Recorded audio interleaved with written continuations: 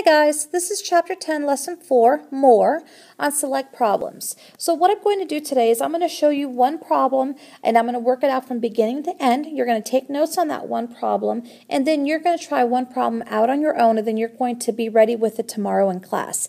What I need for you to do is go ahead and get out a sheet of notebook paper and title it as you see this piece of paper titled 10.4 More Surface Area. So our first question reads as follows.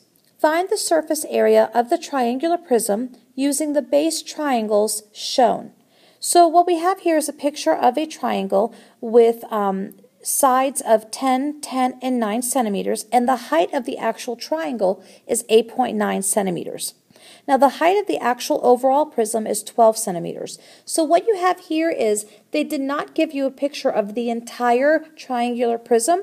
What they did is they gave you a picture of only the base, but they told you what the height of the actual prism is going to be. So I'm going to work through how you would go about solving this question, and it's really not anything different than what we've been doing. It's just once I show it to you, you're going to be like, oh yeah, that's right, I get it now. So what I would like for you to do is before you go further in this video, please pause this screen and copy everything that you see so far on the screen. That includes the directions of find the surface area of the triangular prism using the base triangle shown. So I want you to copy everything you see here. When you're ready, go ahead and push play again and we can work through solving this question.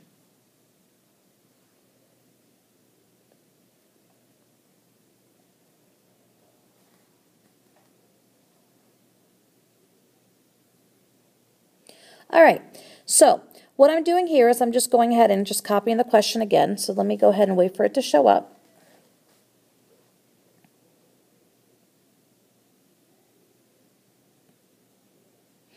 So the first thing we need to do when we go about solving this question is we have to draw the triangular prism. There's no way around that. So what I want you guys to do is you're going to go ahead and I'll put it on very slow motion so you can see what I did and how I drew my triangular prism. What I need you to do is I need you to start by drawing a triangle.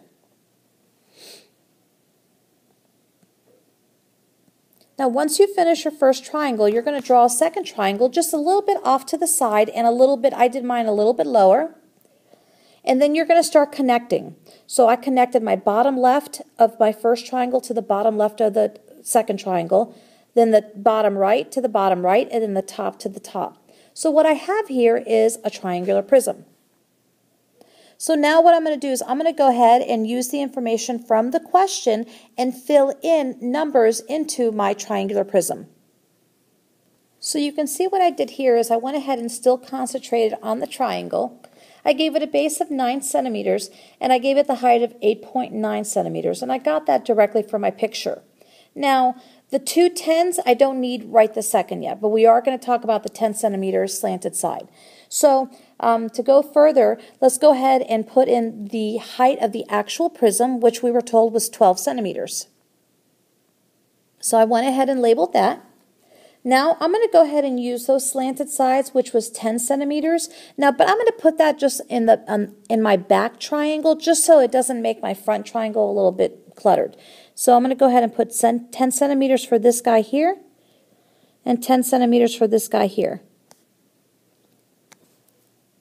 All right. So now the next thing I'm going to do is just like we did in the previous lesson. We have all the information we need. I'm going to go ahead and draw my triangle, triangle, rectangle, rectangle, rectangle. And I do want to see the pictures drawn when you do this example as well as when you do the next example on your own. So over here on the left side of my screen, I went ahead and drew my triangle, triangle, rectangle, rectangle, and rectangle. And now I'm going to get started. So I'm going to go ahead and start with my triangles. So I'm going to begin by writing my formula for area of a triangle.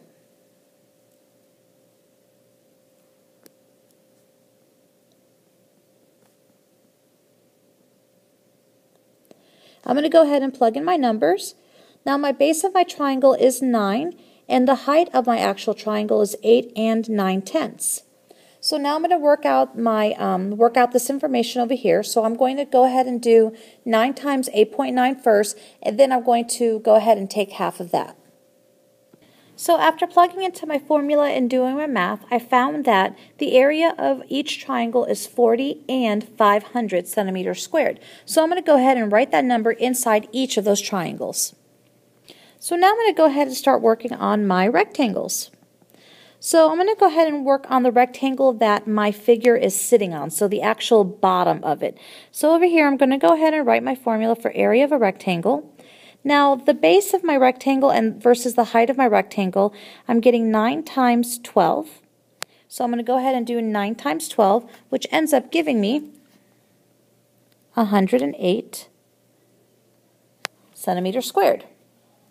So in my first rectangle, I'm going to go ahead and draw, or write in, 108 like that.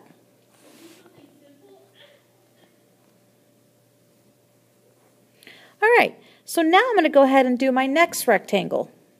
So my next rectangle is going to be my side. Now if you think about it, the side of each of my rectangles happens to be, so we're talking about the roof part. If we're looking at this as a tent or as a house, we're talking about the roof part, the part that comes up to a peak. If you notice that the bases are going to be 12 on each of those, but the height is that slanted side of the triangle, and that's going to be 10 centimeters. So we only have to do this formula, area equals base times height, just once for these numbers because it's going to be the same for each of those rectangles. So I have 12 times 10, which gives me 120, and that's going to be the same for each rectangle.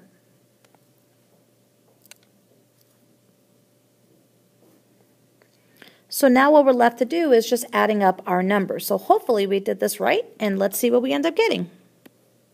Now when I add up my two triangles, which is the 40.05 plus 40.05, I know already that I'm going to end up getting 80.1.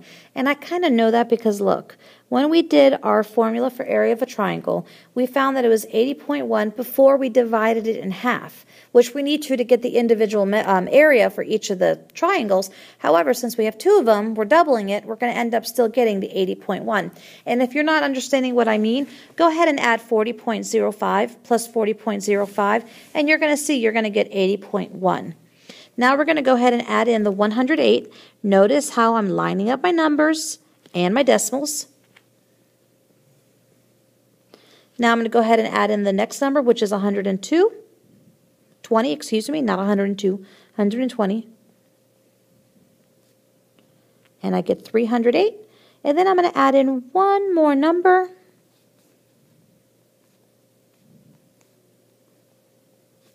So here I got us a total of 428 and 1/10, and this is in centimeters squared. So hopefully we did all our calculations right, and if we didn't, I know you guys are always the first ones to let me know. All right, so let's go through to our next example. So this is the one that you guys are going to do on your own. So what I want you to do on your piece of paper, go ahead and turn your paper over and now work on the back side. So the example that we just did together was on the front. This one could be on the back.